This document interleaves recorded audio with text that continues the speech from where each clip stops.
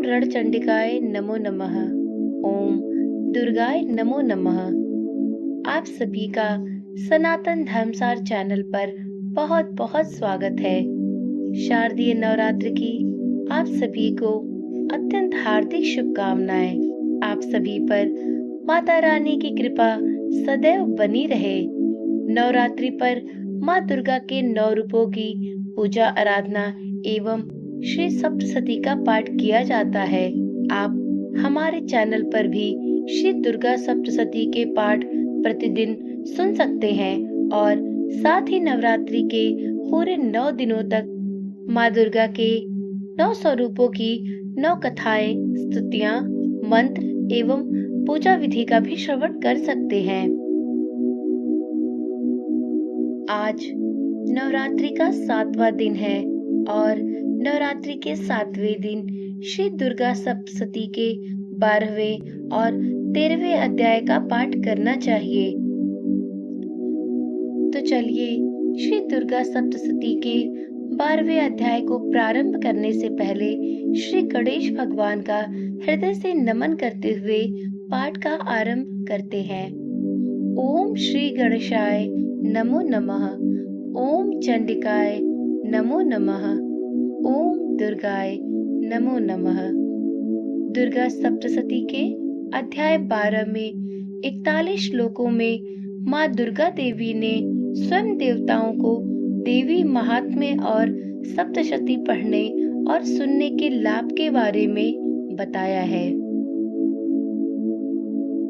देवी बोली, हे देवताओं, जो पुरुष इन श्रोतों द्वारा एकाग्र चित्त होकर मेरी स्तुति करेगा, उसके संपूर्ण कष्टों को निसंदेह हर लूंगी।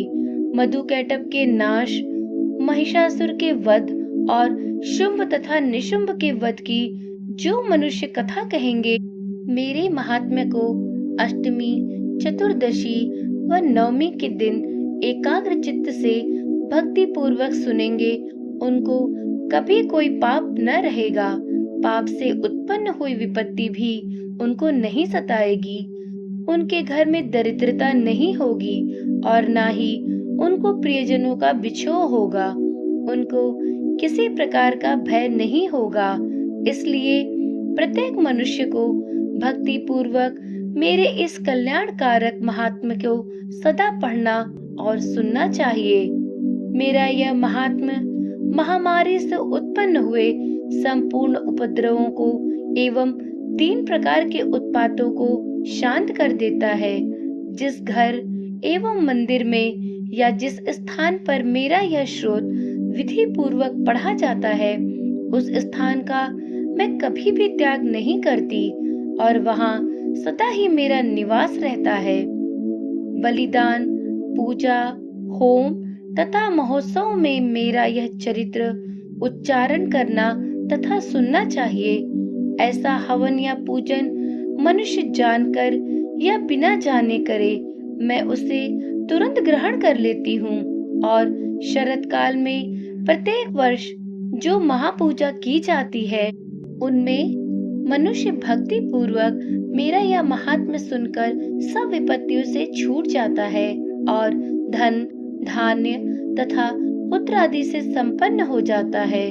और मेरे इस महात्म्य व कथाओं इत्यादि को सुनकर मनुष्य निर्भय हो जाता है और महात्म्य के श्रवण करने वालों के शत्रु नष्ट हो जाते हैं तथा उन्हें कल्याण की प्राप्ति होती है और उनका कुल आनंदित हो जाता है। उनके सब कष्ट शांत हो जाते हैं तथा भयंकर स्वप्न दिखाई देना तथा घरेलू दुख इत्यादि सब मिट जाते हैं। बाल ग्रहों में ग्रसित बालकों के लिए यह मेरा महात्म्य परम शांति देने वाला है। मनुष्यों में फूट पड़ने पर यह भली भांति मित्रता करवाने वाला है। मेरा यह महात्म्य मनुष्य को मेरी जैसी सामर्थ्य की प्राप्ति करवाने वाला है। पशु, पुष्प, अर्घ्य, धूप, गंध, दीपक इत्यादि सामग्रियों द्वारा पूजन करने से, ब्राह्मण को भोजन करा के, हवन करके, प्रतिदिन अभिषेक करके, नाना प्रकार के भोगों को अर्पण करके और प्रत्येक वर्ष दान इत्यादि करके जो मेरी आराधना की जाती है, उससे मैं जैसी प्रसन्न हो जाती हूँ, वैसी प्रसन्न मैं इस चरित्र के सुनने से हो जाती हूँ। यह महात्म्य श्रवण करने पर पापों को हर लेता है तथा आरोग्य प्रदान करता है। मेरे प्रादुर्भाव का कीर्तन दुष्ट प्राणियों से रक्षा करने वाला है, युद्ध में दुष्ट दैत्यों का संहार करने वाला है। इसके सुनने से मनुष्य को शत्रुओं का भय नहीं रहता है। हे देवताओं, तुमने जो मेरी स्तुति की है अथवा ब्रह्मा जी ने जो मेरी स्तुति की है, वह मनुष्यों को कल्याणमयी बुद्धि प्रदान करने वाली है।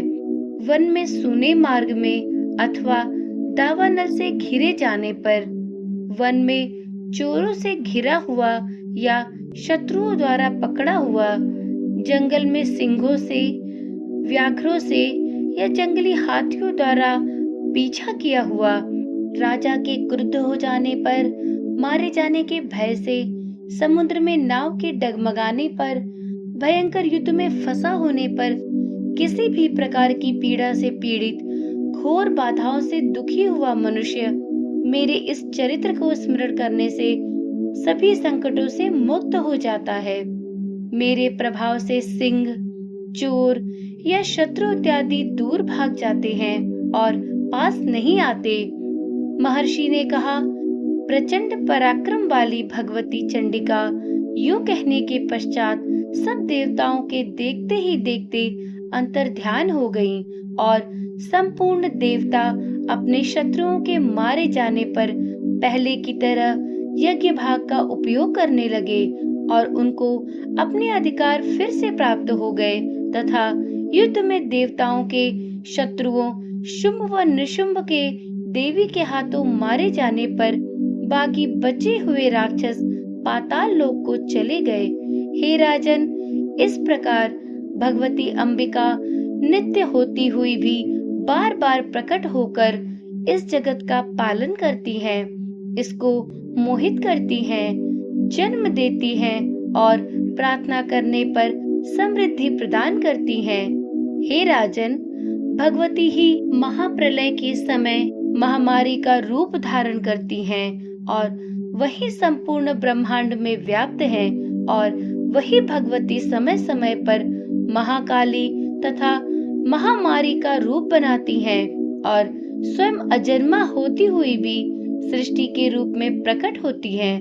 वह सनातनी देवी प्राणियों का पालन करती है और वही मनुष्य के अभ्युदय के समय घर में लक्ष्मी का रूप बनकर स्थित हो जाती हैं तथा अभाव के समय दरिद्रता बनकर विनाश का कारण बन जाती हैं।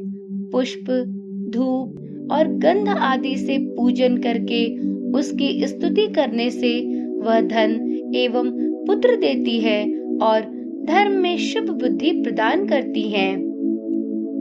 श्री दुर्गा सप्तशती का 12वां अध्याय संपूर्ण। भक्तगणों, यदि यह वीडियो पसंद आई हो तो वीडियो को लाइक करें और चैनल को सब्सक्राइब करें। तो भक्तगणों, फिर मिलते हैं अगली वीडियो में श्री दुर्गा सप्तशती के 13वें अर्थात अंतिम अध्याय के साथ। ओम रणचंडिकाय नमो नमः। ओम दुर्गाय नमो नमः। जगत जननी माँ आदि स्वरूपा सबकी रक्षा करे, सबका कल्याण करे।